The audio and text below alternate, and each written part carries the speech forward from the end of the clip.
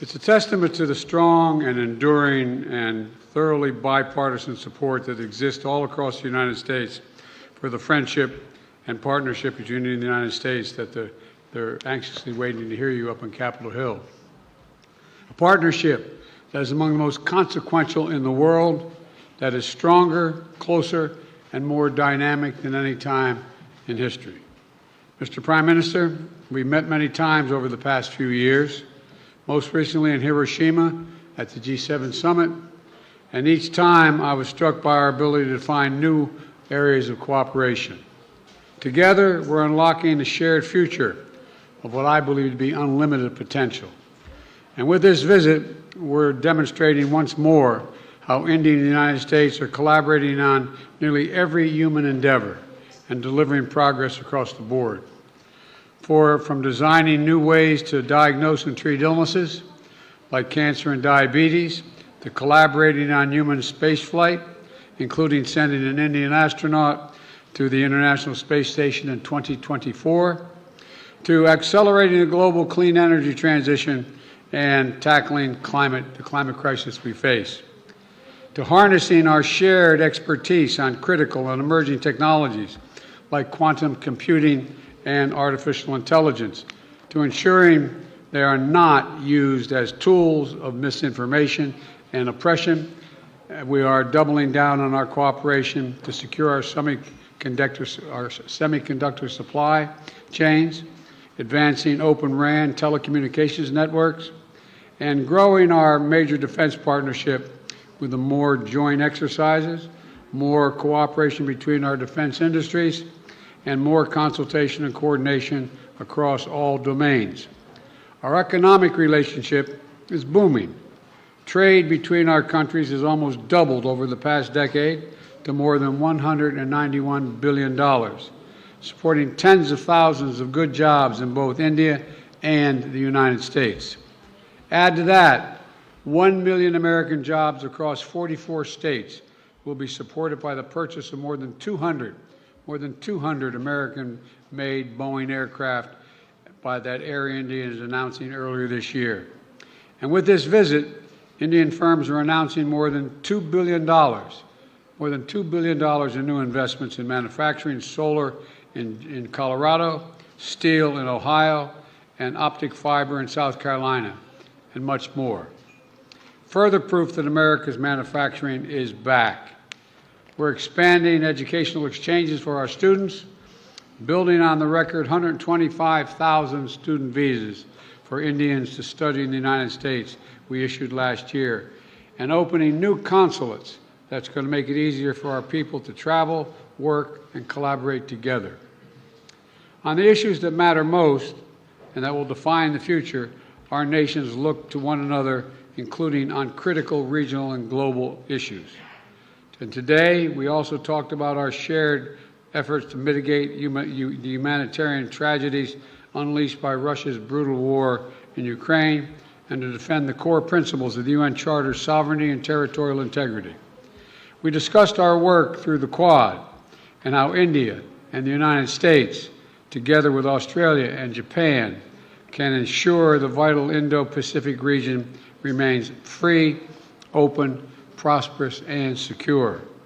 Through our new I2U2 grouping with Israel and the UAE, we're building regional connections to the Middle East and spurring science-based solutions to global challenges like food security and clean energy. And this year, under India's leadership of the G20, we're putting sustainable development at the center of the agenda. We're delivering meaningful action on low and middle-income nations, including multilateral development bank reform, debt relief, and building resilient and equitable health systems. The bottom line is simple. We want people everywhere to have the opportunity to live in dignity. And let me close with this. Indians and Americans are both peoples who innovate and create, turn obstacles into opportunities, who find strength in community and family, and who cherish freedom and celebrate the democratic values of universal human rights, which face challenges around the world and in each of our countries, but which remain so vital to the success of each of our nations. Press freedom, religious freedom, tolerance, diversity. India now has the most populous country, is now the most populous country in the world. It's a democracy. We understand that it is the brilliance and the backbone of our people, as diverse and talents and traditions that make us strong as a nation. It's democracies that do that. We see that so clearly here in the United States, where a vibrant Indian American community of more than 4 million strong contributes every single day to the writing of the future of our nation. Indian Americans of every background and faith, representing the full diversity of India, are pursuing their American dream while maintaining deep connections for their Indian heritage and families. That makes us all stronger. That is a cornerstone of this essential partnership between India and the United States. And that is why I know the friendship between our nations is only going to grow as we face the future together. Mr. Prime Minister, the floor is yours.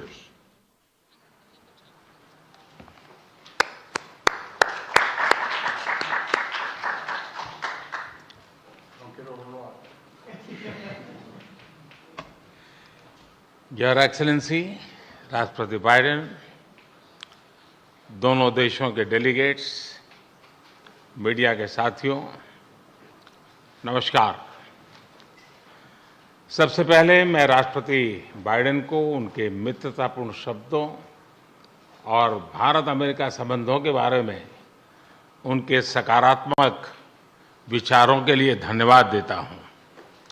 Friends, आज का दिन भारत और America के संबंधों के इतिहास में एक विशेष महत्व रखता है।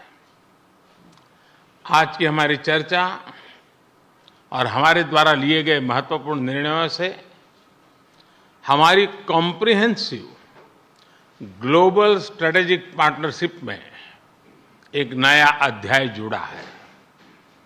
एक नई दिशा और नई ऊर्जा मिली है। फ्रेंड्स, भारत अमेरिका की व्यापार और निवेश साझेदारी दोनों देशों के लिए ही नहीं बल्कि वैश्विक अर्थव्यवस्था के लिए भी महत्वपूर्ण है। आज अमेरिका भारत का सबसे बड़ा ट्रेड पार्टनर है। हमने निर्णय लिया है कि व्यापार से जुड़े लंबित मुद्दों को समाप्त कर नई शुरुआत की जाए। आईसेट यानी initiative for critical and emerging technology हमारे तकनीकी सहयोग के महत्वपूर्ण फ्रेमवर्क के रूप में उभरा है। Artificial intelligence, semiconductors, space, quantum और टेलीकॉम जैसे क्षेत्रों में अपना सहयोग बढ़ाकर हम एक मजबूत और फ्यूचरिस्टिक साझेदारी की रचना कर रहे हैं।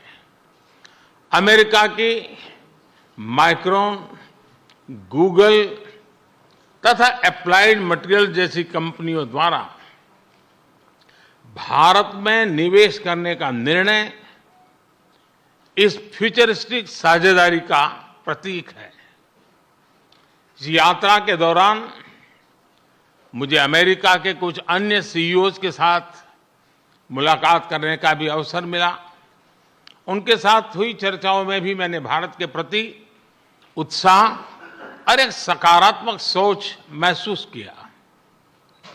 हम दोनों सहमत हैं कि हमारी स्ट्रैटेजिक टेक्नोलॉजी पार्टनरशिप को सार्थक करने में गवर्नमेंट्स, बिजनेसेस और एकेडमिक इंस्टीट्यूशंस का साथ आना बहुत महत्वपूर्ण है। क्लीन एनर्जी ट्रांजिशन में भारत और अमेरिका के साझे विजन को इम्प्लीमेंट करने के लिए हमने कई महत्वपूर्ण इनिशिएटिव लिए हैं। इसमें green hydrogen, wind energy, battery storage, carbon capture जैसे क्षेत्र शामिल है।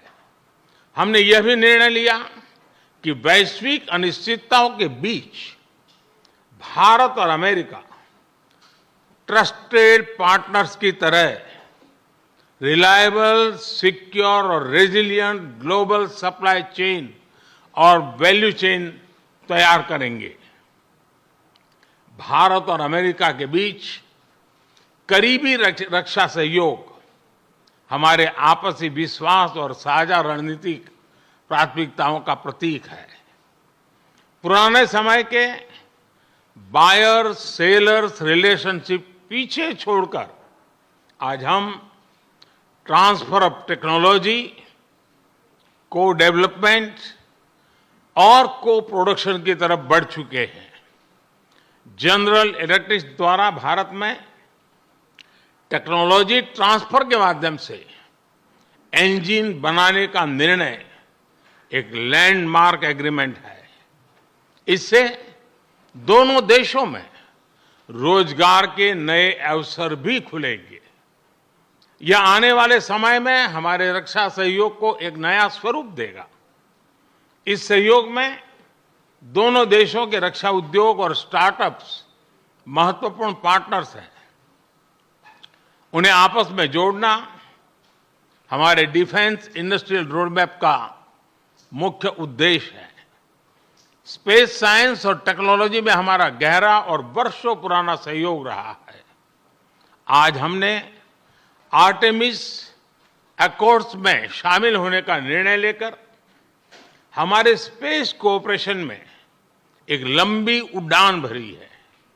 संक्षेप में कहूं तो भारत और अमेरिका की साझेदारी के लिए even sky is not the limit. Friends, हमारे संबंधों का सबसे महत्वपूर्ण स्तंभ हमारे पीपल टू पीपल टाइज है। भारतीय मूल के 40 लाख से भी ज्यादा लोग आज अमेरिका की प्रगति में महत्वपूर्ण योगदान दे रहे हैं।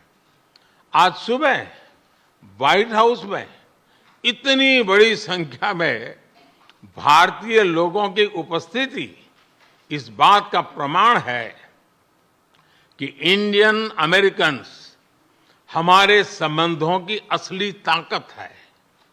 इन संबंधों को और गहरा करने के लिए हम अमेरिका द्वारा बेंगलुरु और अहमदाबाद में कॉन्सुलेट्स खोलने के निर्णय का स्वागत करते हैं। उसी तरह सिएटल में भारत का नया कॉन्सुलेट खोलेंगे। फ्रेंड्स, आज की बैठक में हमने कई क्षेत्रीय एवं वैश्विक मुद्दों पर चर्चा की। इंडो पैसिफिक में शांति और सुरक्षा यह हमारी साझा प्राथमिकता है। हम एकमत है कि इस क्षेत्र का विकास और सफलता पूरे विश्व के लिए महत्वपूर्ण है। हमने क्वाड पार्टनरशिप के साथ मिलकर इस क्षेत्र के सभी देशों के साथ अपना समन्वय बढ़ाने पर विचार साझा किए। आतंकवाद और कट्टरवाद के खिलाफ लड़ाई में भारत और अमेरिका कंधे से कंधा मिलाकर चल रहे हैं। हम सहमत हैं कि क्रॉस बॉर्डर टेररिज्म को समाप्त करने के लिए ठोस कार्यवाही आवश्यक है।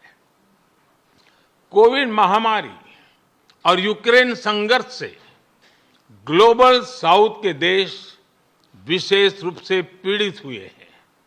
हमारा मत है कि इन समस्याओं के समाधान के लिए सभी देशों का एकजुट होना अनिवार्य है। यूक्रेन के घटनाक्रम के शुरुआत से ही भारत ने डायलॉग और डिप्लोमेसी के माध्यम से इस विवाद को सुलझाने पर जोर दिया है। हम शांति की बहाली के लिए हर संभव योगदान देने के लिए पूरी तरह से तैयार है।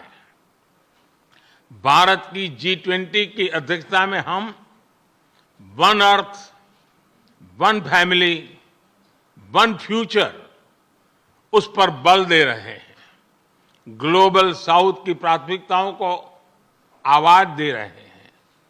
मैं राष्ट्रपति बाइडेन का धन्यवाद करता हूं कि उन्होंने अफ्रीका को G20 का पूर्ण सदस्य बनाने के मेरे प्रस्ताव पर समर्थन जताया है। फ्रेंड्स, हमारे सभी साझे प्रयासों का मूल मंत्र है लोकतंत्र और लोकतांत्रिक मूल्यों तथा व्यवस्थाओं को सशक्त करना। विश्व के दो सबसे बड़े लोकतंत्र भारत और अमेरिका मिलकर विश्व शांति, स्थिरता, समृद्धि में महत्वपूर्ण सहयोग दे सकते हैं। मुझे विश्वास है कि इन मूल्यों के आधार पर हम दोनों देशों के लोगों की ही नहीं बल्कि पूरे विश्व की अपेक्षाओं और आकांक्षाओं को पूरा कर सकेंगे। राष्ट्रपति बाइडेन, आज की उपयोगी चर्चा के लिए मैं आपका बहुत बहुत धन्यवाद करता हूं। इस वर्ष G20 समिट के दौरान आपका भारत में स्वागत करने के लिए भारत और मैं स्वयं भी बहुत ही उत्सुक है। और जैसा राष्ट्रपति जी ने कहा, हम लोगों को मुझे जाना है बाद में कांग्रेस को एड्रेस करने के लिए, और इसलिए ज़्यादा अधिक समय न लेते हुए मैं मेरी बात को विराम देता हूं। मैं फिर एक बार राष्ट्रपति का बहुत बहुत धन्यवाद करता हूं।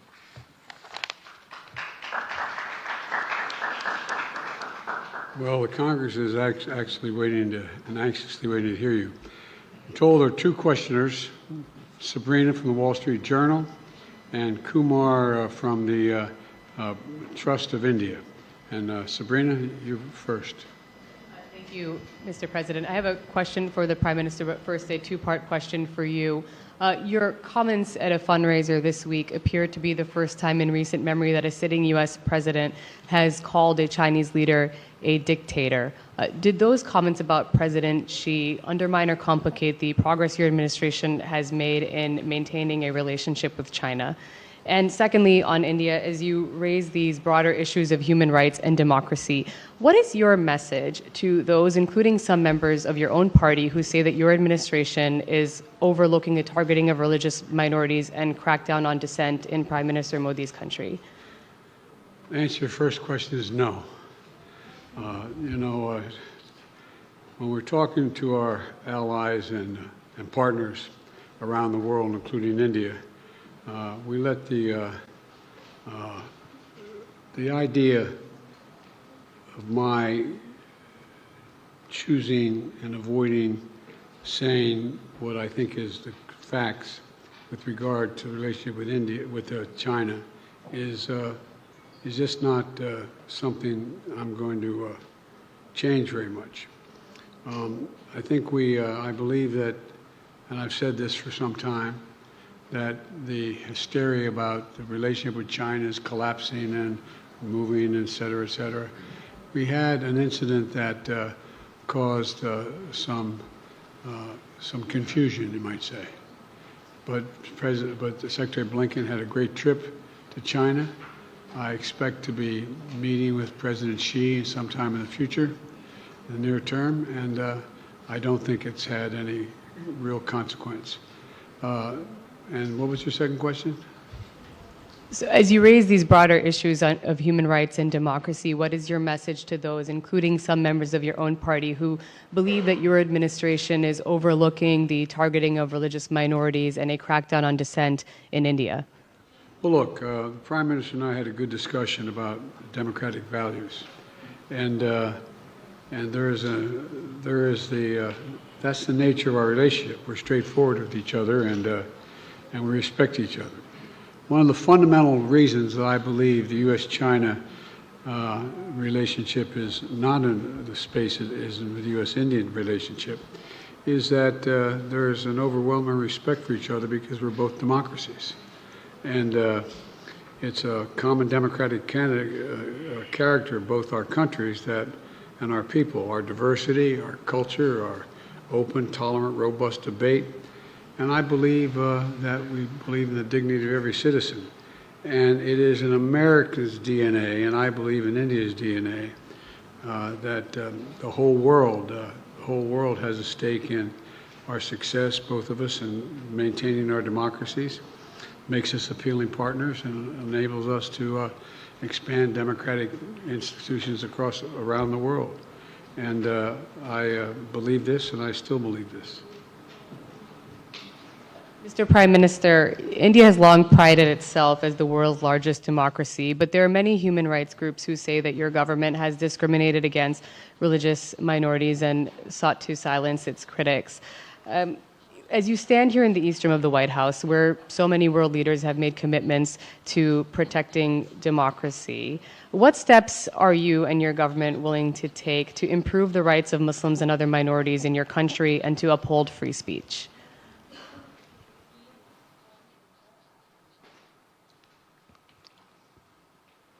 मुझे आश्चर्य हो रहा है कि आप कह रहे हैं कि लोग कहते हैं नहीं, भारत डेमोक्रेसी है। और जैसा राष्ट्रपति बाइडेन ने कहा, भारत और अमेरिका दोनों के डीएनए में लोकतंत्र है।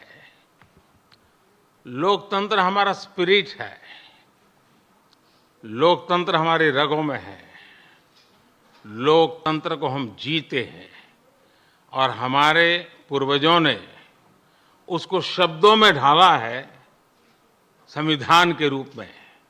और हमारी सरकार लोकतंत्र के मूलभूत मूल्यों को आधार लेकर के बने हुए संविधान के आधार पर चलती है। और हमारा संविधान और हमारी सरकार, और हमने सिद्ध किया है डेमोक्रेसी कैन डिलीवर। और जब मैं डिलीवर कहता हूं तब कास्ट, क्रीड, रिलीजन, जेंडर, किसी भी भेदभाव को वहां जगह नहीं होती है। और जब हम लोकतंत्र की बात करते हैं तब अगर ह्यूमन वैल्यूज नहीं है, ह्यूमैनिटी नहीं है, ह्यूमन राइट्स नहीं है, फिर तो वो डेमोक्रेसी है ही नहीं।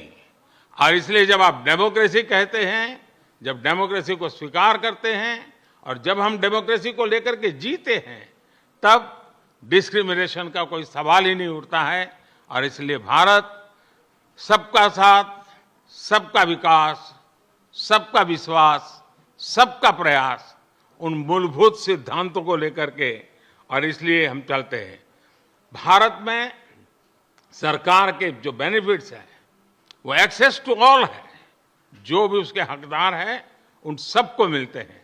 इसलिए भारत के लोकतांत्रिक मूल्यों में कोई भेदभाव नहीं है, न धर्म के आधार पर, न जाति के आधार पर, न उम्र के आधार पर, न भूभाग के आधार पर।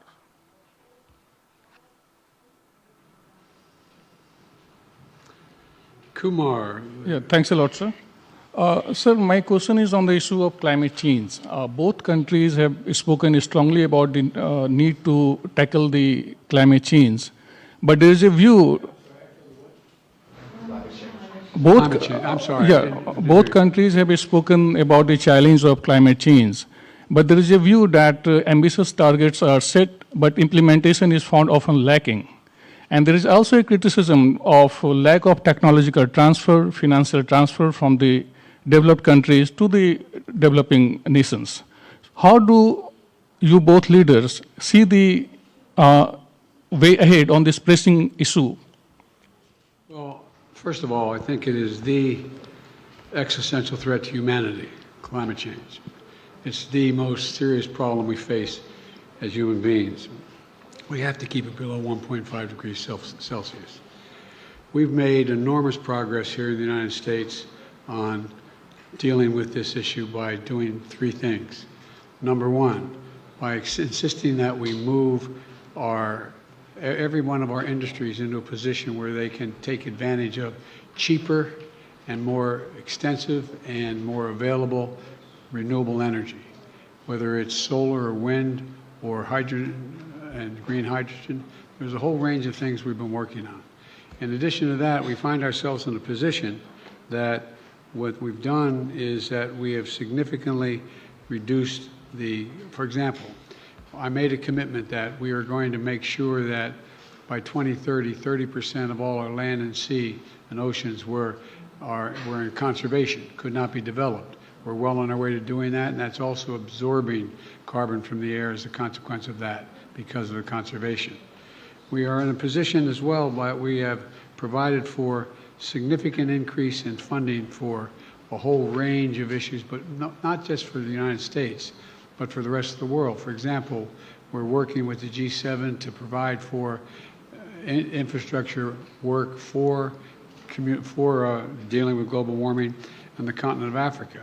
In Angola, building the largest solar project, moving ourselves, having railway to go all the way across the southern two-thirds, from the Atlantic Ocean to the Indian Ocean in Africa, to be able to transport and do it cheaper and do it with less, how can I say it, less carbon emissions.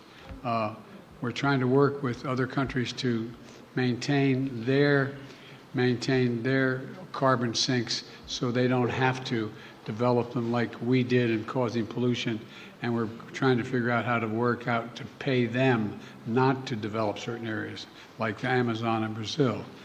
But there's a lot of technology that's available that we're sharing and we share with one another. We've learned how to do solar energy, which is considerably cheaper than it is for fossil fuels. The same way dealing with not just solar, but dealing with wind. And so there's a lot of technology that we've developed, and we're well on our way, I think, to meeting the commitment we made that we made in Paris. And we're prepared to share all of that with India that has a desire to do the same.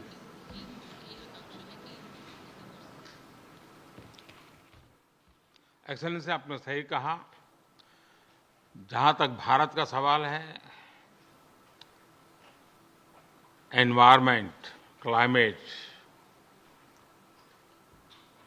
ये हमारे सांस्कृतिक परंपरा में अत्यंत महत्वपूर्ण स्थान है उसका। हमारे लिए एनवायरनमेंट ये आर्टिकल ऑफ फेथ है। ये कन्वीनियंस के कारण करने का हमारा काम नहीं है, हम ये मानते हैं। हम एक्सप्लॉयटेशन ऑफ नेचर में विश्वास नहीं करते हैं। पूरे सृष्टि को चलाने के लिए मिल्किंग ऑफ नेचर तक तो चल सकता है, लेकिन एक्सप्लॉयटेशन ऑफ नेचर नहीं चल सकता है। हम इस पक्ष में रहे हैं और उसी के मूल पर आधार पर भारत अपने लिए करता है, इतना ही नहीं, हम कुछ ग्लोबल इनिशिएटिव भी ले रहे हैं। आपको मालूम है, G20 देशों ने पेरिस में जो प्रॉमिस किया था, सभी G20 देशों में अकेला हिंदुस्तान है जिसने पेरिस में जो प्रॉमिस किए थे वो सारे प्रॉमिस पूरे किए हैं।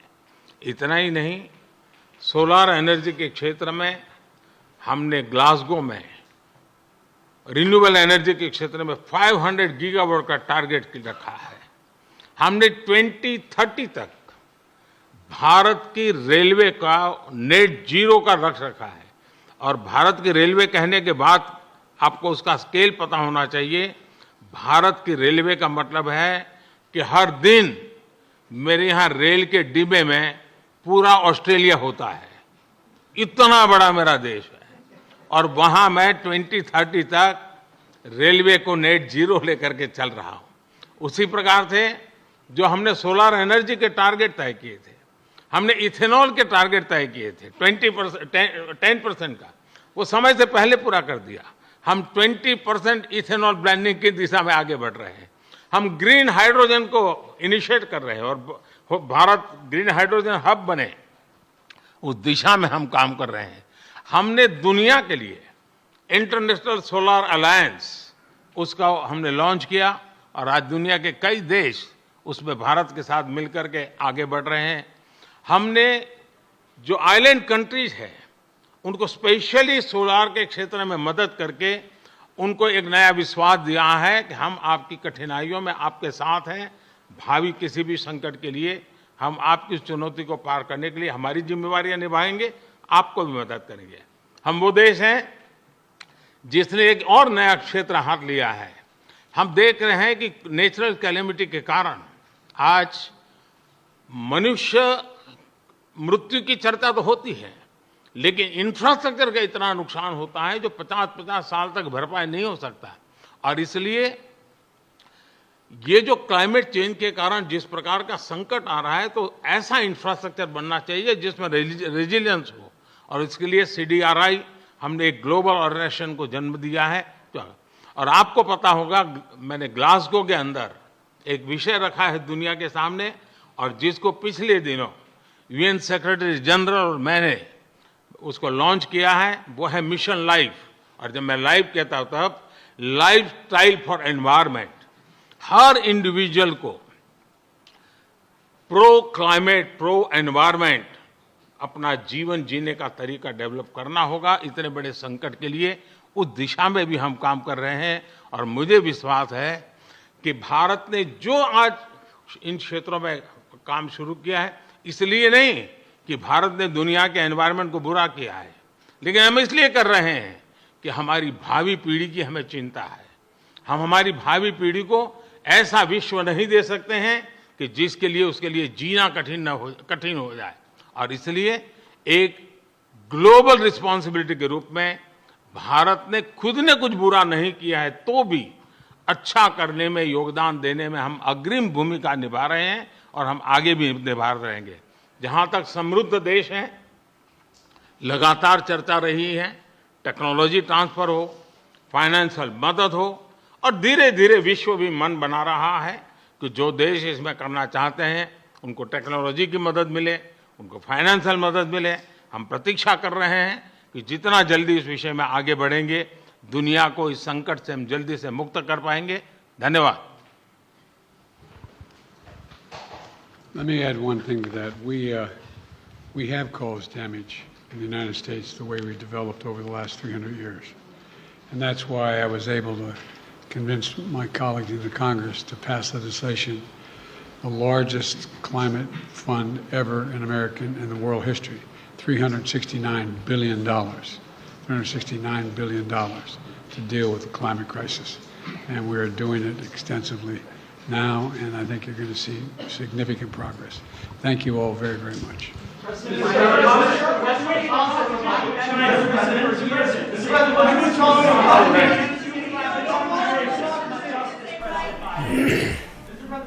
तो ये सीधी तस्वीरें व्हाइट हाउस से, जहां पर प्रेस स्टेटमेंट दोनों नेताओं ने दिया। आपसी शिष्टमंडल स्तर की बातचीत के बाद में साफ तौर पे ये बात निकल के आई है कि कैसे सहयोग को एक नए दायरे तक लेकर जाया गया है।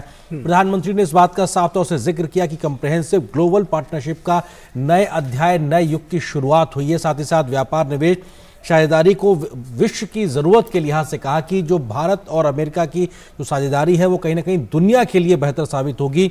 और ICET ऐसी इमर्जिंग